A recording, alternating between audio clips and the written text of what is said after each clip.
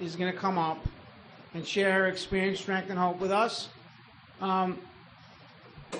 Dave F. was actually supposed to be the Saturday night speaker, and Dave had an emergency with his back. He had a 6-week recovery. He gave us 2 people to use.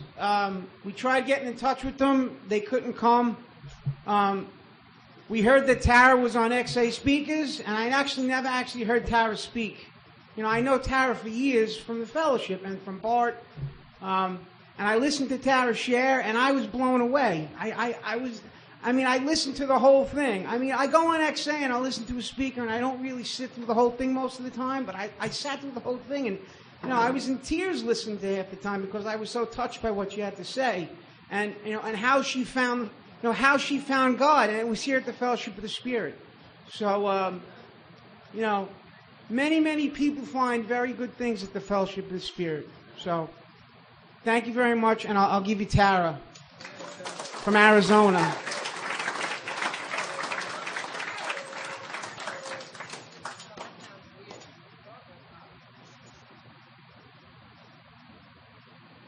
Hi, my name's Tara. I'm a recovered alcoholic.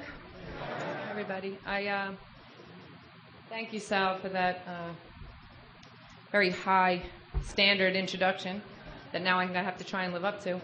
I want to thank Sal and Harry for asking me to speak, and anybody who was involved in any way, shape, or form in putting this together. This is not what I do. I am not comfortable right now. But when I made the most important decision of my life, which was the 3rd step decision, I promised God that I would bear witness of His power, His love, and His way of life, whether it's comfortable or not. So I'm here to do that. I'm a little emotional because Fellowship of the Spirit saved my life. And it was a woman who was speaking at the podium who took me through the steps across the country, over the phone. So to be standing here having a message of recovery and hope and a solution to offer after all these years, it's a little overwhelming to me. So what it was like, I wasn't raised in an alcoholic household. I never saw anybody drunk in my household. I was raised in a really nice home. I had everything a little girl could want growing up. This isn't the story I would have told you when I came into AA. It's changed a lot over the years.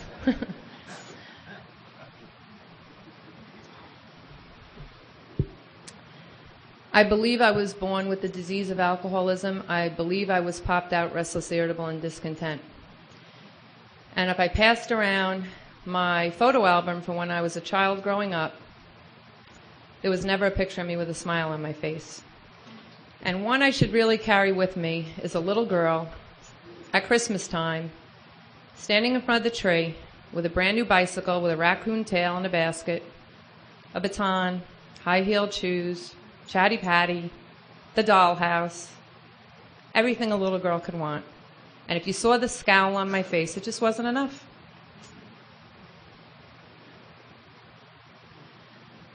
So even though I came from this great family, loving family who provided everything for me, my childhood years were absolute torture. I was the tallest kid in school, and I didn't have really any hair on my head till I was about 8-ish. I had like fuzz that a baby's born with. And my teeth were black from tetracycline medication I'd been given as a baby. So I got tortured every day, and I got told, you're ugly, you look like a boy, why don't you brush your teeth? And I don't know where it came from, but I had this attitude from that big, don't let anybody see they can get to you.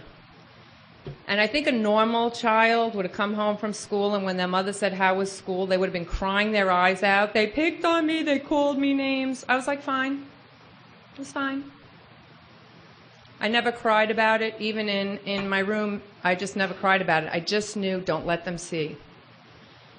And this went on for years. I wasn't invited to, the play dates after school. I wasn't invited to birthday parties. I was very alone.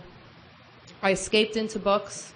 incessantly. I read incessantly every waking moment. I hated my life. And I believe if I was exposed to alcohol from an early age, I would have been drinking in grammar school. The pain was just unbearable. And I don't tell you any of that because that's not what made me an alcoholic by any stretch of the imagination. It had nothing to do with it. But what it did have to do with my drinking was by the time I was 12, and let me tell you Bart's favorite story before then.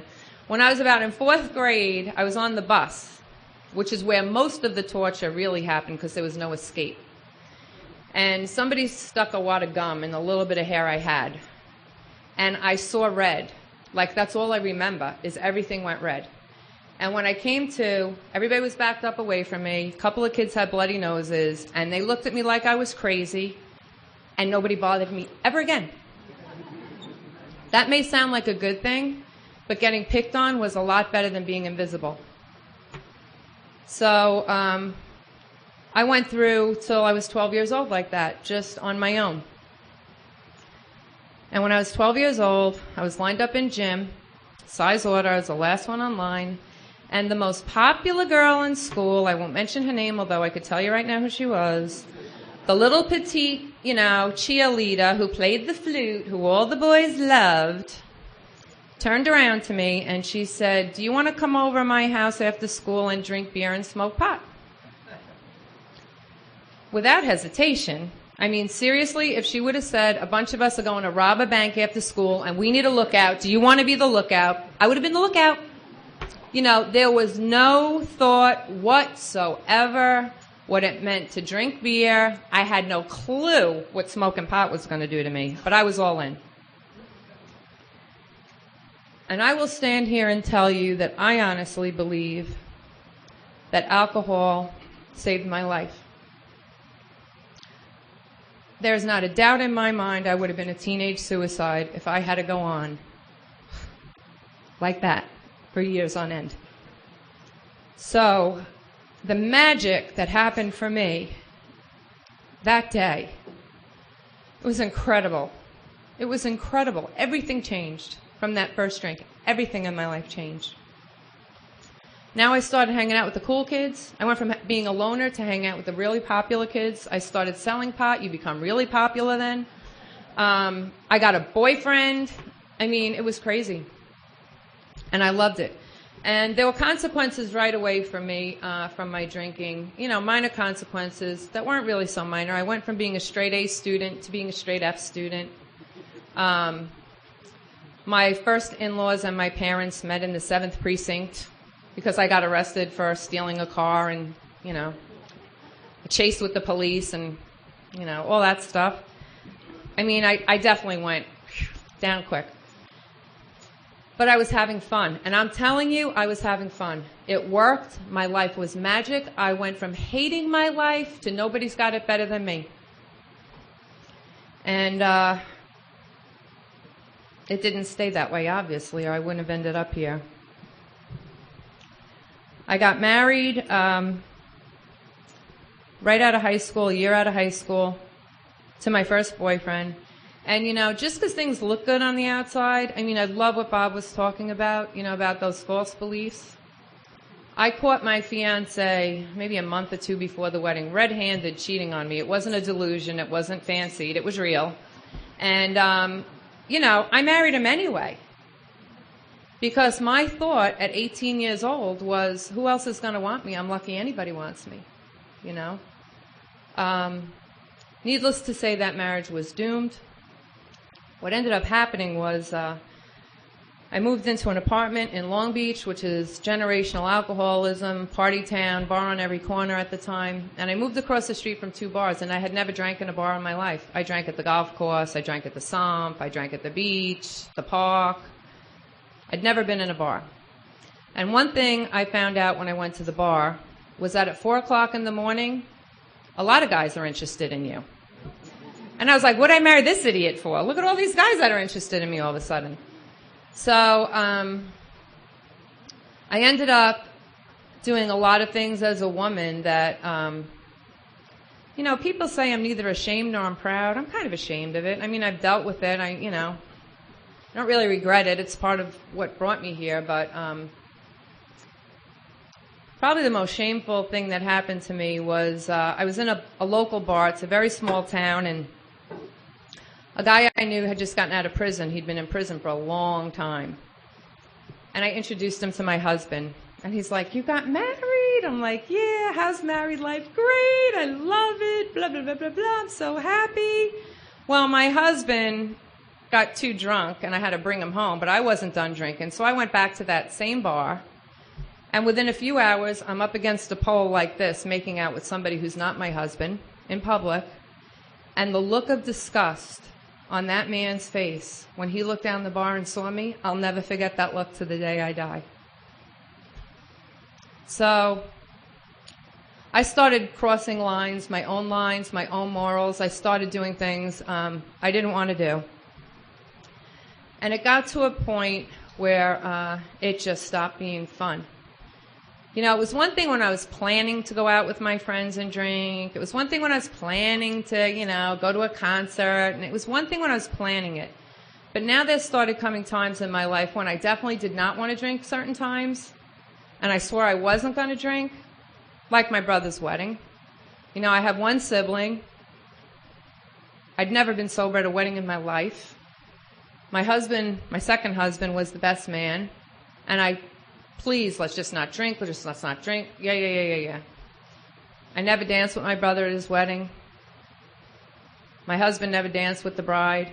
I went home, I tore my dress to shreds and threw it down the incinerator. I couldn't believe I couldn't pull it off for one night. You know? And it started getting to the point where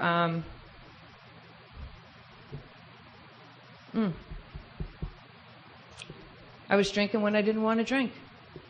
You know? I ended up meeting my second husband in a bar. I told him, "Guys suck, you all suck, everything sucks." And he said, "I'm going to prove you different," so I married him 6 months later. And he ended up going away to a rehab. I was 3 months pregnant. I had no clue about AA. I didn't know what a rehab was. This was 25 years ago. I didn't know anybody who went to a rehab. I didn't know anything about anything. All I knew was they were shipping them off to Minnesota. And I went out to the Rehab for Family Week, and they taught me about alcoholism.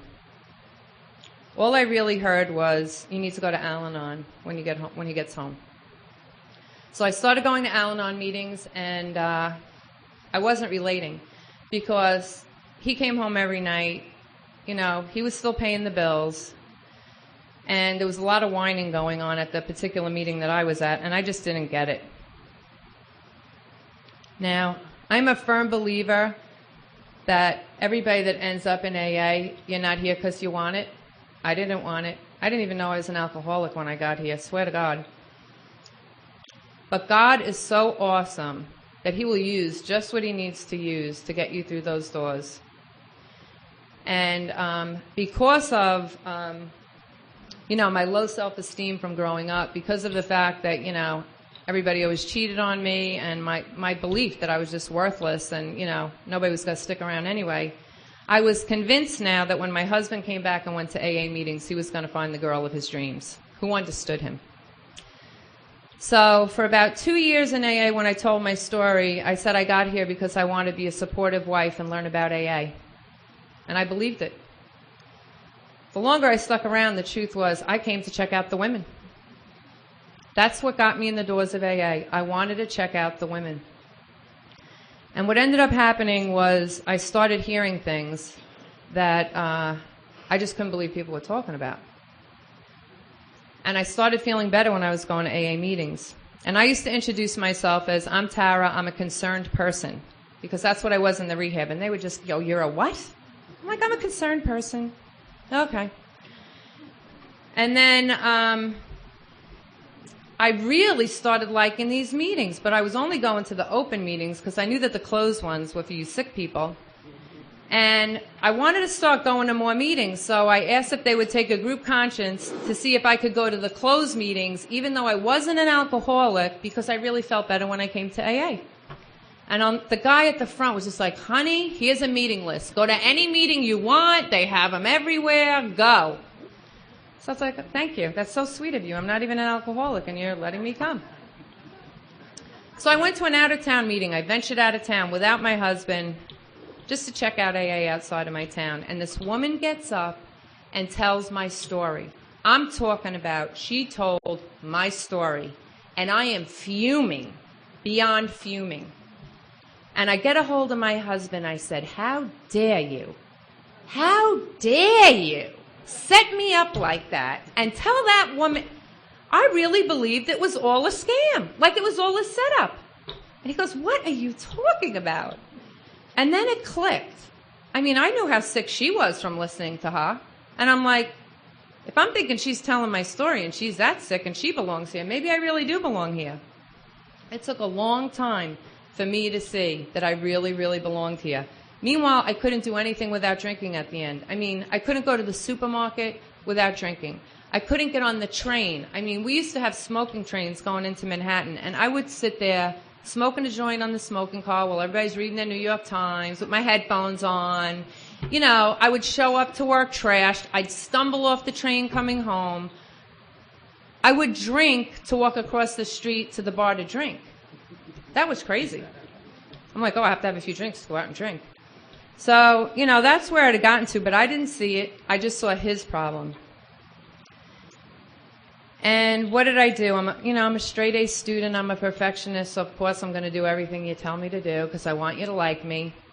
So I got a home group. I got a sponsor. I did 90 meetings in 90 days. I got a commitment. I was doing everything I thought right. And then I shared at a meeting that I wanted to kill myself, like 7 years sober, doing all that. So they whisked me up and they took me to a shrink who put me on medication. I didn't need medication. And then they just loved me again. You know, they treated me like a newcomer. They cuddled me up and loved me. And I will never bash the Fellowship of Alcoholics Anonymous because those people who loved me kept me around long enough until I heard the solution. I would have been dead if those people didn't love me as much as they did. But I was getting sicker in AA than I ever got when I was drinking. So then a couple years later, here I am suicidal again. And I'm thinking, what is wrong with me? By this time, I'm managing a sober nightclub. I've been to 2 international conventions. I'm going to retreats. I'm going to sober club meds. I'm going to meetings every day. And I don't know what is wrong with me. But I am miserable.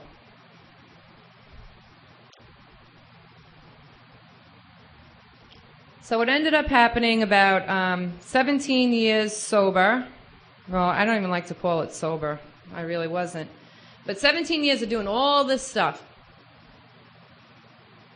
And now I had a real plan.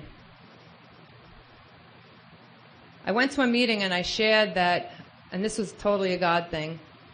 My daughter was an infant, and I was done. I couldn't do it anymore. It was so painful. You know, there was no relief. At least when I was drinking, you had moments of relief. You know, this was me 24/7. Craziness, the pain, the fear, the remorse, the anger. I was just walking around a mess and trying everything else to fill that hole. You know, I shopped so much, my house almost went into foreclosure.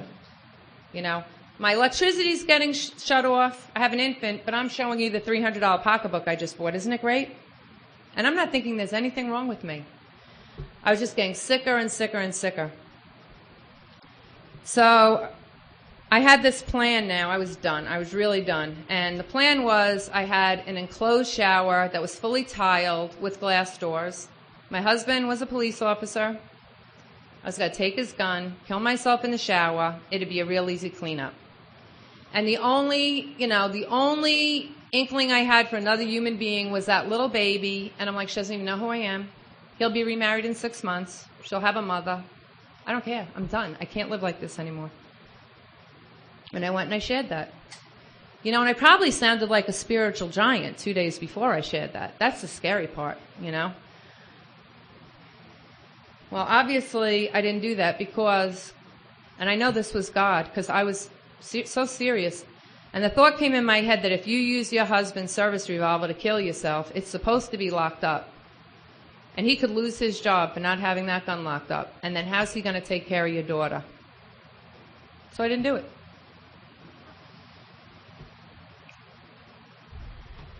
At 17 years, my husband and I celebrated our 20th wedding anniversary. We were both sober 17 years. And my life was, at that time, about as good as it had been. I went back to school and got a teaching degree. He was a detective. We were remodeling our house. We had the best little girl. Oh, my God, she was amazing. She's 17 now, that's why I said was. But when she was little, she was amazing. Joy, joy, joy, joy. It was just joy all the time. Happy, happy, joy, joy. And I was at back to school night one night, and I decided to go back to school to teach in an inner city school. That was my passion, to try and get some of those kids out of there. And 3 parents showed up out of 32. And on my way home, I had found out that my husband had drowned. He was body surfing during a hurricane. And I was the last one to know, because I didn't know where I was and I had my phone shut off. So I come to the hospital, and all the cops are there, and all of AA is there, and the whole town is there. And I remember being on the floor in the emergency room, you know, back where he was, and this guttural, I didn't even know it was coming from me. It was this guttural, it sounded like an animal moaning was coming out of me. And simultaneously, with the worst pain I've ever felt in my life, I felt God holding me on that floor. And he's like, I love you. I'm not going to leave you. You're going to be okay. And they were trying to shoot me up with tranquilizers, and I was like, no, no, no, no, no. Because I knew if I was going down that rabbit hole, I wasn't crawling back out. And so here I was. My whole world was turned upside down in an instant. My home group meets at 6:30 in the morning. I was at that hospital at 8:30 at night. At 6:30 the next morning, I was sitting on a chair at an AA meeting with my daughter on my lap, with my sponsor on my side, and one of my closest friends on my other side. And I don't remember this, but when I shared, I congratulated the girl next to me who had a year and told her what a miracle that was.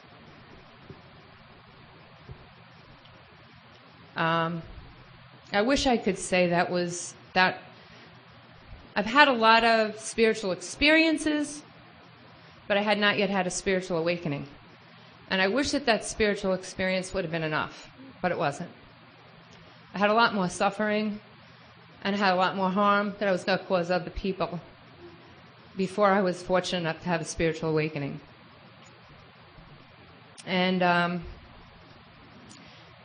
you know, there's that promise, we will not regret the past or wish to shut the door on it. I believe everything in that book, and I believe in the power of God. But I have a regret that I think I'm just going to take to the grave with me, and I'm okay with that. My daughter lost 2 parents for a while, because I was just gone. I ran to meetings, ran to meetings, ran to meetings, ran to meetings. I was constantly just pushing her off on somebody else, because I couldn't bear my pain and her pain. It was too much. I can barely look at a picture of her at 9 years old. I didn't realize what a baby she really was. So I went into a whole nother kind of insanity at that point in my life.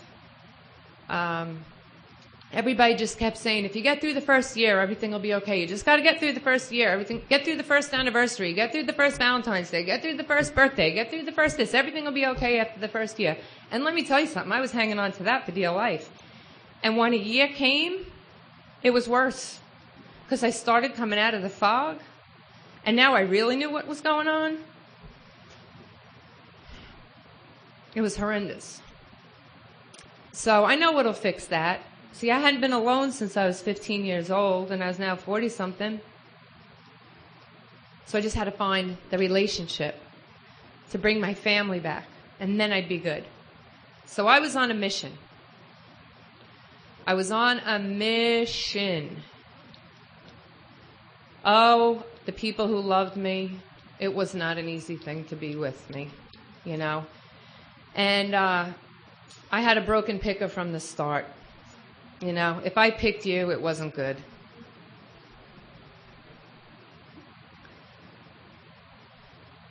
I wouldn't wish dating on anybody, quite honestly. I didn't think it was fun at all. And so it ended up happening after a lot of crazy Match.com. You know, nobody in AA was coming near me. Either they knew how crazy I was, or the whole police department of Long Beach was watching me and my daughter like a hawk. So they were like, I am not going to hurt this woman because I'm going to have 70-something guns pointed at me. So I had like the plague, I felt like. But it's probably just because I was crazy and everybody else wasn't. And then I got involved with somebody in the program. And he was a great guy, still is a great guy, really cared about him. He really cared about me, cared about my daughter. My daughter loved him. There was just one little issue with this guy. He started smoking crack again. Now, I went from a woman, you talk about the crazies. Whew. I went from a woman who never had alcohol in my home, and I don't judge anybody who does. It's just I never had alcohol in my home. My daughter had never been around anybody drinking. She'd been raised as a baby in AA around sober people. And I now have a man in my home cooking crack, crazy around my daughter where she's going, what's wrong with him? I'm going, looking for him when he's out there in crack houses, putting myself in danger because I'm going to save him. And we're going to live happily ever after. And my sponsor of 20 years, who was more like my surrogate mom, she was my daughter's jamma. She'd been with me through 20 years. She was actually with me and loved me and my daughter enough to bear witness when I had to tell her that her dad died, and that was a hard thing for her to bear. Said to me, if you don't stop seeing this guy, I can't sponsor you anymore. Said, okay. Think that had any impact on me whatsoever? None. There's a woman who would help me more than anybody. I blew her off like the wind. Well, I'm very glad I did today, because I came to a Fellowship of the Spirit conference around that time, and I don't think I've ever been more crazy, sober or drunk, than I was at that time in my life. And I heard this woman, Val, speak. And I didn't hear anything that was shared up here. Nothing. My head was going. I was being told, you know, you're breaking the traditions, you're causing harm to your home group. I mean, I was being attacked left and right by everybody. My sponsor fired me. Woe is me, you know. Did not hear anything about this. And I'm sure they did an amazing job. But somebody said something about you can't stop the truth from rolling. And I don't even know what Val said. I just knew that I wanted what she had so desperately. And I actually sat down and said, can I talk to you? And she said, yeah, what's going on? I told her my whole drama. I said, what do you think? Should I stop seeing him? She looked at me, and she was listening intently, full of compassion, and she said, well, according to the Big Book of Alcoholics Anonymous, it says we're not the arbiter of anybody's sex conduct. So I can't tell you what to do. Great. Thanks for that one, you know. So I asked her for her number, which I very rarely do, and I wrote it down. And I continued to see this guy. And then one day he said to me, you know, Ta, I love you, and I'd never want you to give up I had 19 years at this time, 19 years. But I do wonder what it would be like if we got high together. And every hair on my body stood up, and I knew, beyond a shadow of a doubt, I was going to smoke with this guy, I was going to lose my daughter, I was going to die. It was like game over. I knew it. It wasn't like, oh, that's interesting. It went right through me. It was inevitable. You can't beat him, join him, right? And I couldn't get him sober, so I might as well join him. And I called my best friend Mimi in Texas, who had been listening to the drama forever. And I told her. And she said, she remembered me talking about this woman, Val. How she remembered, I don't know. But she said, do you still have that woman, Val's number? Do you still have that woman, Val's number that you heard? I go, yeah.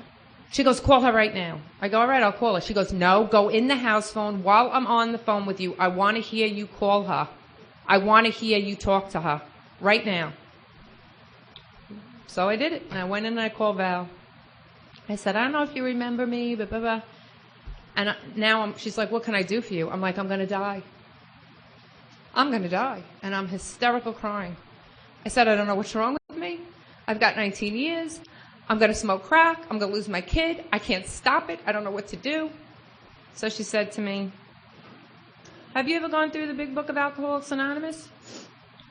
And I was like, I've been coming to meetings for 19 years. Of course I've gone through the big book of Alcoholics Anonymous. I go to big book meetings all the time. I've probably gone through it 10 times. She said, have you gone through the, program of action outlined? And I'm like, what are you talking about? I really didn't know what she was talking about.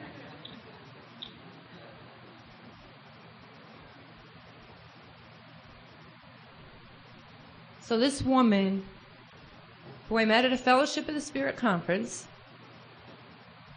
had one conversation with prior to this, said to me, I am going to get up at 6 o'clock every Monday, Wednesday, and Friday morning. And you're going to call me from 6 o'clock to 7. We're going to have an experience with this book.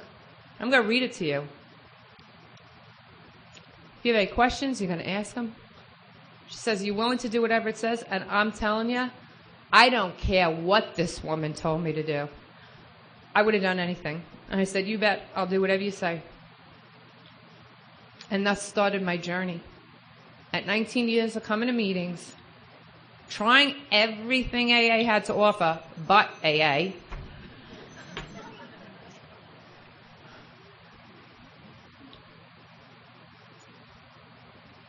I understood. She taught me, about being beyond human aid. That's the one thing that really got to me at the beginning, was that I was beyond human aid. I kept looking for the perfect sponsor, the perfect shrink. I made God a group of drunks. Well, if you're all human and I'm beyond human aid, how's that going to work for me? She just kept, I just kept seeing it over and over. That's what kept jumping at me.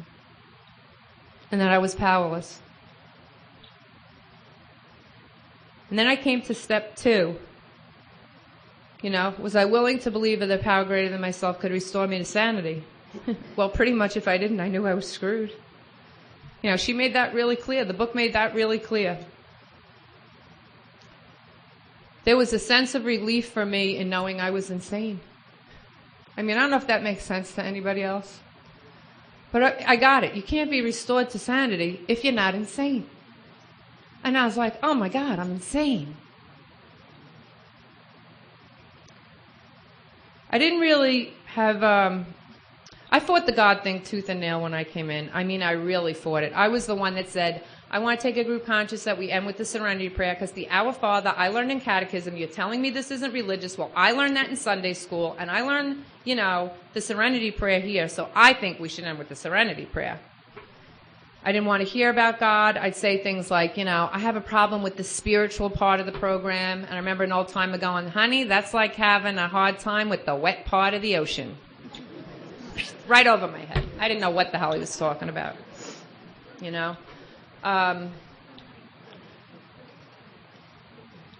I had faith as a child. I used to pray to God as a little girl. I'm adopted. And I remember praying every night. I would thank God for the family that I ended up with, because I had such great cousins and aunts. And I knew I could have ended up anywhere in the planet. And I ended up here. And I used to thank God for that.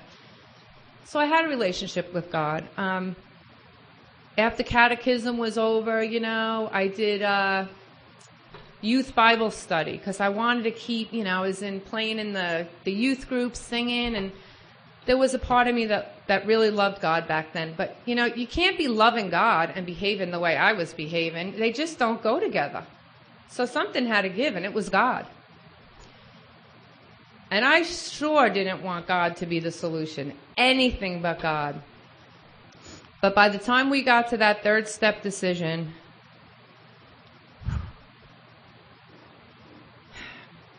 this is how turning my will and my life over to God looked like for 19 years.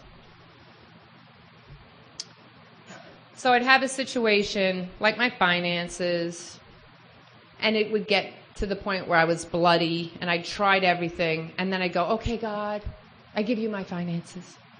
Take them from me. I'm powerless. And then, next year's problem of the year was I'm 100 pounds overweight because I'm stuffing sugar down my throat to try and fill that hole. And it's like, God, please take this sugar addiction from me. I would give God bits and pieces of me. I kept doing that for years. And it used to feel like jumping out of an airplane, and I would hope that when I pulled the ripcord, the parachute would open, when I'd give God those little pieces. But this third step decision was nothing like that at all. It says, think well before taking this step. And I know why. When I took my third step over the phone with Val, I was curled up on the floor in a ball, sobbing. I could barely get the words out because I knew what I was doing.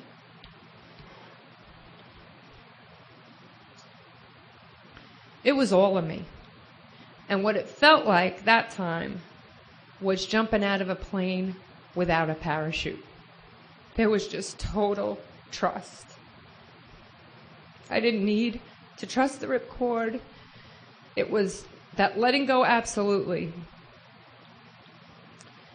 And that second part about bearing witness, if God's going to do this and restore me to sanity and give me this great life, I have an obligation to go out there and let people know what God's done in my life, to bear witness to others.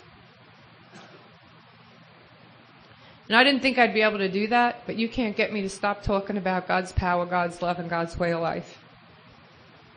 Because I am not the same woman standing before you.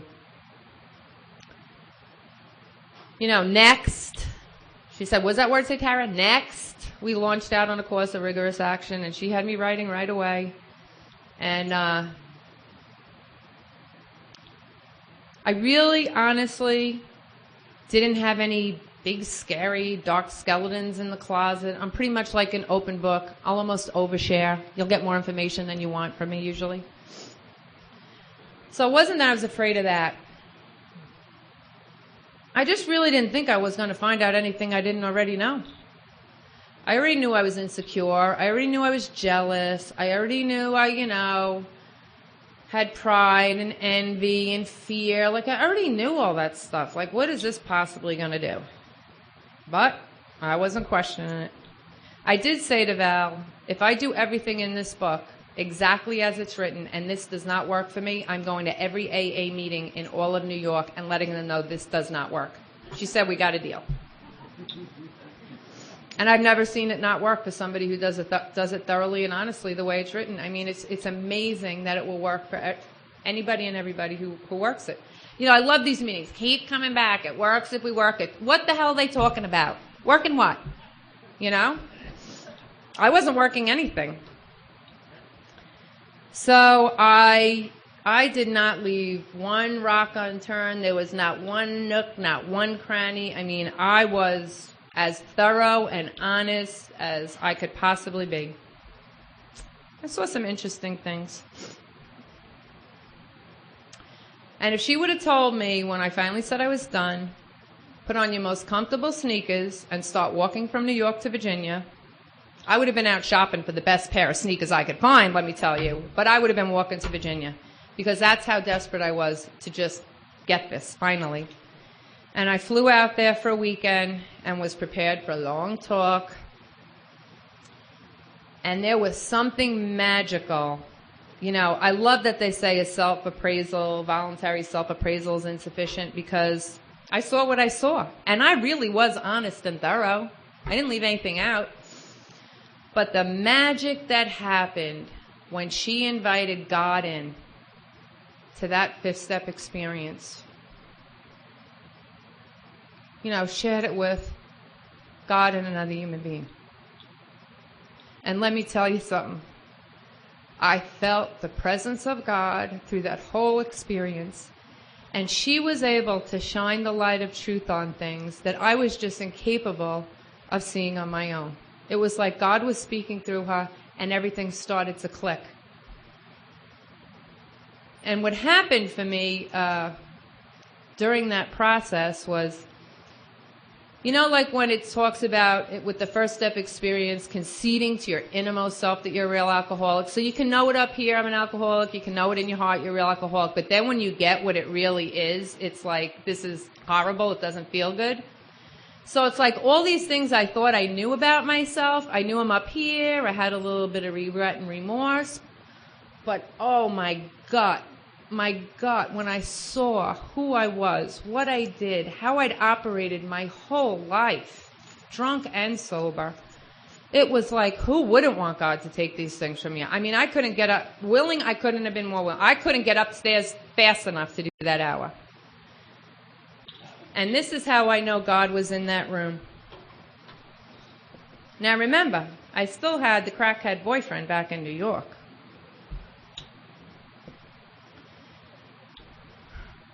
And she turned to me as I was about to go upstairs for my hour, and she said, now Tara, I know there's one thing you probably aren't going to want to let go of. And we both knew what that was. She said, but it says here in the book, if there's something you're not willing to let go of, to pray for the willingness. I just want you to keep that in mind when you go upstairs.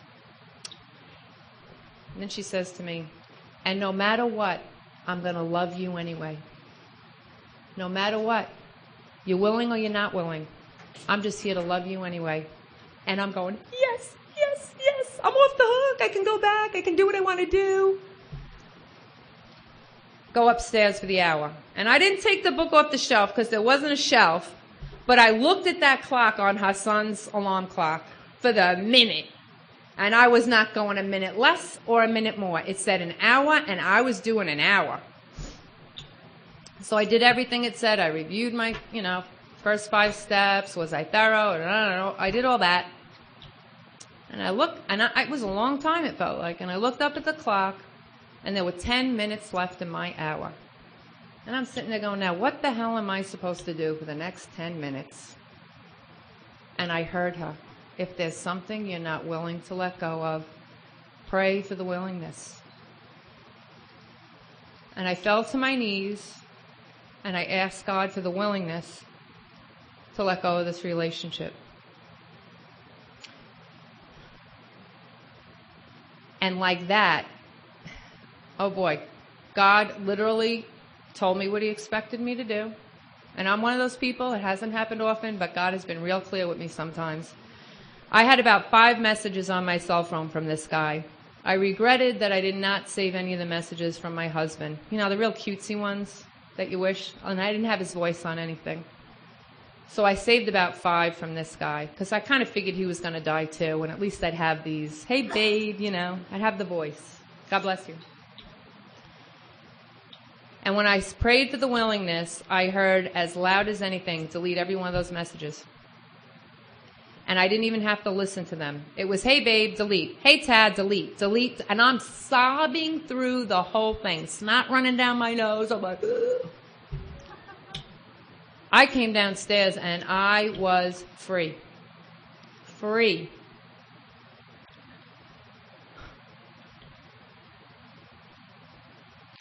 I believe those 10 minutes saved my life. I believe following that hour instruction and following that, if there's something you're not willing to let go of, pray for the willingness. Saved my life. Because if I would have went back to New York, I don't think it would have worked for me.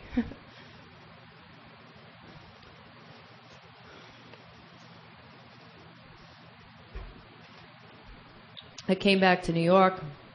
She had me write my 8-step list while I was there. I started making some amends. But I have to tell you my favorite amends story before I even knew what an amends was, because it's so powerful. And I relate to you with the gun, only me, it was a car. I told you my first husband cheated on me, and I caught him red-handed, so there was no question about who it was. I knew who she was. And I had so much hatred running through my veins that I was praying to a God I really didn't believe in. Please do not let her ever cross my path when I'm driving a car, because I will mow her down and I'll gladly go to jail for it. Just keep her away from me. I will mow her down. Hated her. I blamed her for the failure of my marriage. I blamed her for the fact that I cheated on my husband, because after all, he cheated on me, so now I'm going to cheat on him. I blamed her for everything. Hated this woman. When I was a year sober, less than a year sober, August, September, October, November, December, January, 5 months sober, I was going to a sober AA function for New Year's Eve. And I walk in the door, and this gorgeous woman looks at me, and she's like, "Oh my God, Tara?" So I was like, "Yeah." I'm like, "Who the hell are you?" And she said, "You're the last person on my amends list, and I never thought I'd get an opportunity to make amends to you." And I'm like, "Who are you?" And she said her name. She was 3 years younger than me. She had gotten sober when she was 15, and she was still sober, living a sober life. She said, "I am so sorry. I believe in face-to-face amends, because if I would have heard that over the phone, if I would have got an email, I wouldn't have believed it. But I could not deny the regret that I saw in that woman's eyes that she had harmed me in that way." She said, "Will you ever forgive me?" And I hugged her. And in an instant, every ounce of hate was gone. She set me free. The story doesn't end there, because I ran into her in the airport on the way to an international convention, and we became friends. And I actually ended up sponsoring her. I wanted to kill her, and now I wanted to help save her life. If that's not a God thing, I don't know what is. My other amends story that I like to share, and I was thinking about Bob talking about, getting to your dad before he died, and then you said it's real hard to make an amends once they're gone. It's hard to find them. So I had an Aunt Roseanne who I adored. I brought her mother. She didn't have children of her own. I was her favorite niece. And I brought her Mother's Day cards every Mother's Day. And she was my go-to person, and I had a resentment against her over time. And she had one against me. But I clearly saw in my 4th and 5th step that I set the ball rolling. That what she did to me was a direct result of what I did to her. Now, this is not a woman I had to hop on a plane. I had to track down with the FBI. I could have walked to her house. She lived in the next town, and I literally could have walked to her house. And I didn't make an amends to her, and she did die. She was a very, very wealthy woman. And she cut me out of the will. And my first response, I'm not going to lie, was, "Oh crap, if I would have made that amends, I'd be set for life." I'm not going to lie, that was my first thought. That was almost immediately replaced by how badly I must have hurt this woman who loved me so much that she would go to a lawyer and take that action. And I never set her free the way I've been set free.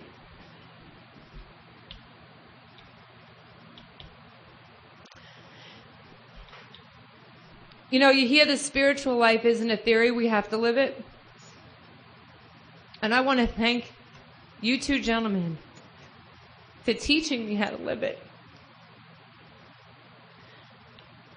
Because there's amends I can make while I'm in New York, and I'm going to do it.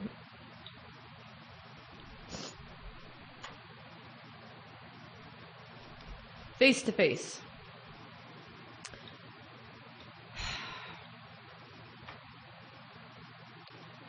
I don't like that they call 10, 11, and 12 the maintenance steps. I don't want to maintain anything. I'd be selling myself short. It says we're supposed to continue to grow in effectiveness.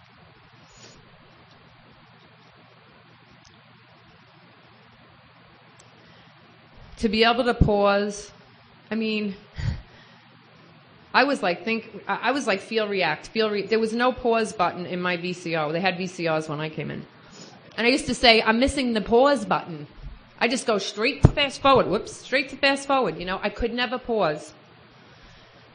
Looking to God for direction, that praying for people that they perhaps, like ourselves, are spiritually sick. You know, that word, like ourselves, those two words, like ourselves, is what did it for me. Because if it just said pray for them because they're probably spiritually sick, I would have went, you bet your ass they're spiritually sick. You know? But it's the they, like ourselves. Oh, you mean, oh. Equal, not better than, not less than. I love that.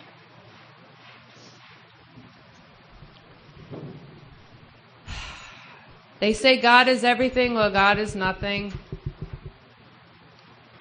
They say people will flatly declare that God is today the most important thing in their lives. I'm one of those people.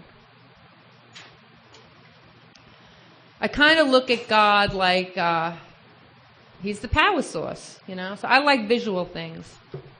So here's a plug, and I plug into the power source. And my spiritual life, sometimes it's on a dimmer switch. Sometimes it's a little low. Sometimes it's really bright.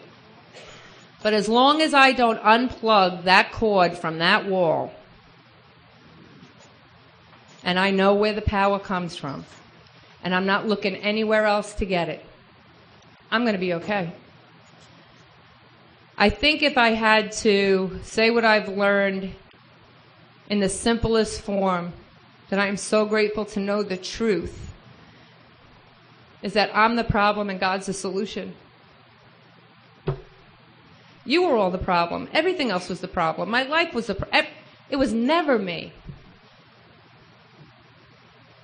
I also like the line that says, when we straighten out spiritually, we straighten out mentally and physically. Because I kept thinking I had to get my nutty head together before I could try and have a relationship with God. You know, I kept thinking I have to get myself right before I go to this God. I had everything that I could do ass backwards in AA, I've done ass backwards. Every single bit of it.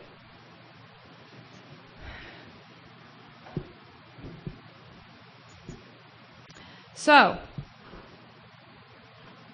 I have this spiritual awakening as a result of the 12 steps.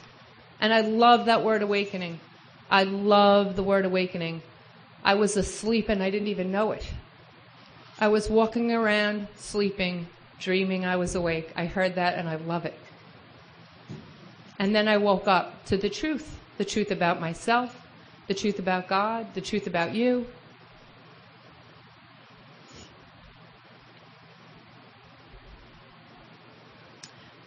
As far as the 12th step goes, there is no high, there is no anything I have ever experienced that will ever compare to watching a pair of lifeless eyes looking at you with no hope. You don't know how bad it is. You don't know what I've been through. You don't know what I've done. And to be able to share the solution with somebody and watch that spark in their eyes, and to be able to lead them to a God of their understanding and a dependence upon their God, and then to watch them do it with somebody else. You could put $1 billion on this table right now and say, all you have to do to get that $1 billion is never 12-step another person again. Burn it. Burn it. 164 pages in the book, and we have the ability, if we are spiritually fit with God working through us, to save lives. This is life and death. This is no joke. And if you're practicing this as a way of life, you have a solution to a disease that has been killing people and decimating families since man first started crushing grapes. You have that ability with God working through you if you're spiritually fit and living these principles. What the hell could be better than saving lives?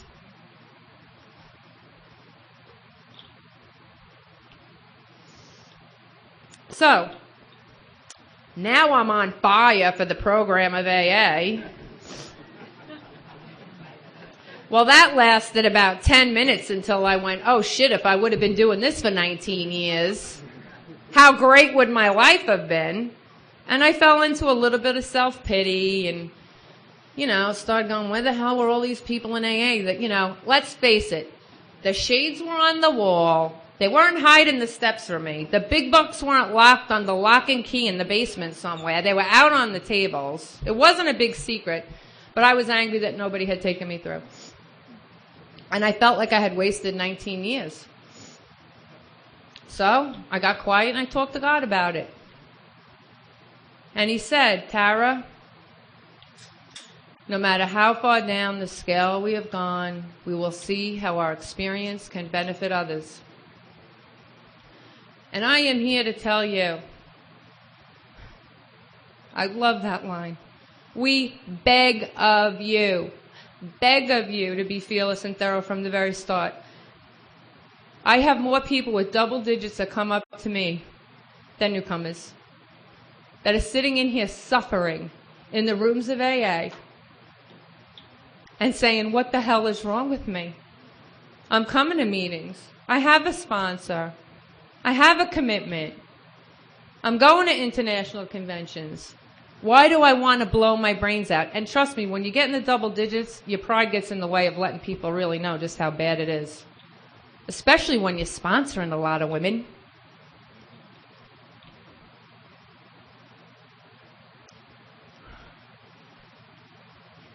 My last thing that I love visuals, and when I came to AA, that low self-esteem, that worthlessness, I felt like I came with an empty plate. I was on the line with an empty plate.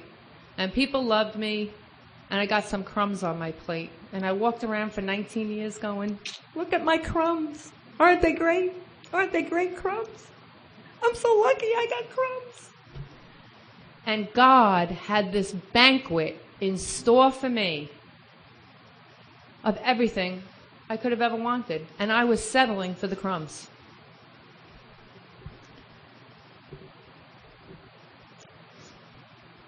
One of the things I love about hearing people with time that are practicing this as a way of life, I love the hope that it just keeps getting better, that there's more. I don't want to be done. I don't want this to be as good as it gets. I'm still about the bells and the whistles.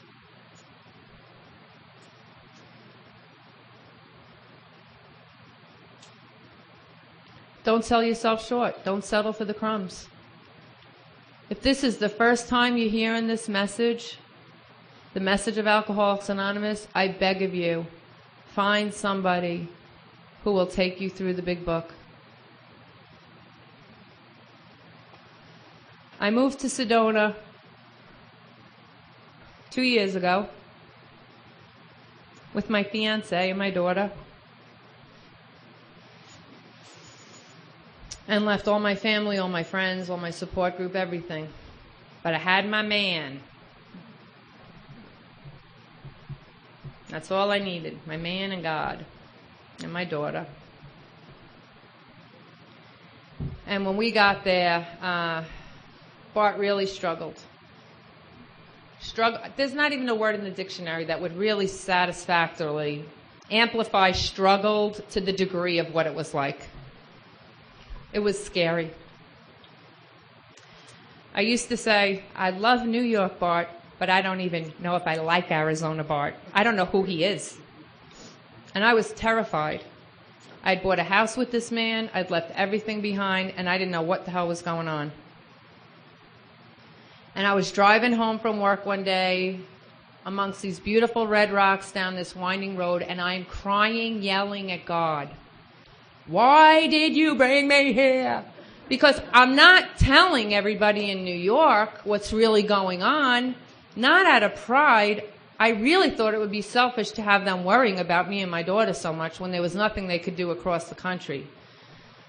So I really wasn't letting people know how bad it was. And I'm yelling at God, and I'm crying, and I'm driving, and why would you bring me here? And now I don't even have my best friend. I don't know who he is. And this was one of those times that God spoke to me. And he said, so that you would depend on me and me alone. See, what I got, I love when I get new things. What I got when I moved to Sedona was another part of this program that I got, but I really didn't get, and I probably still don't have it, because it'll probably be in, when I'm sitting up here at 45 years, God willing, I'll know it totally different than I'm telling you now. But what I got was that God is everything or God is nothing. And it's like a pizza pie. And Bart was about 5% of my God equation. And God won't settle for 95%. That makes God nothing.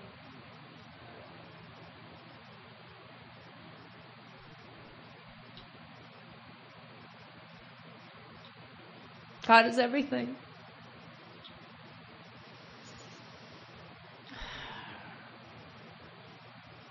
Take it all. Take everything.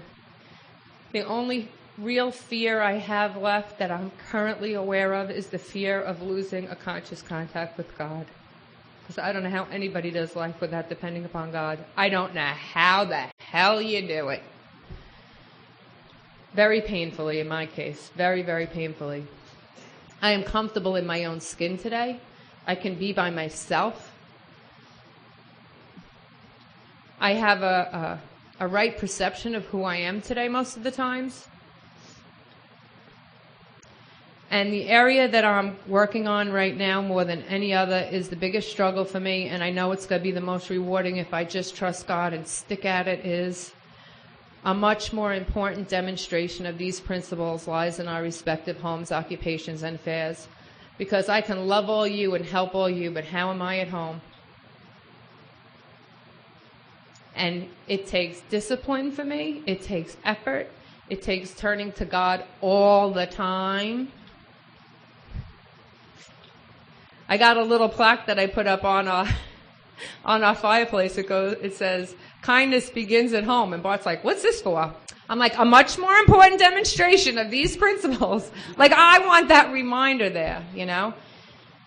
Because I know the woman that I want to be, and I know I'm so not capable of living up to that woman without seeking God ceaselessly, you know? Ceaselessly. This conference changed my life. I hope to God that if you came in here hurting or not knowing about the program of AA, that you got a little bit of hope this weekend, and you'll get more tomorrow.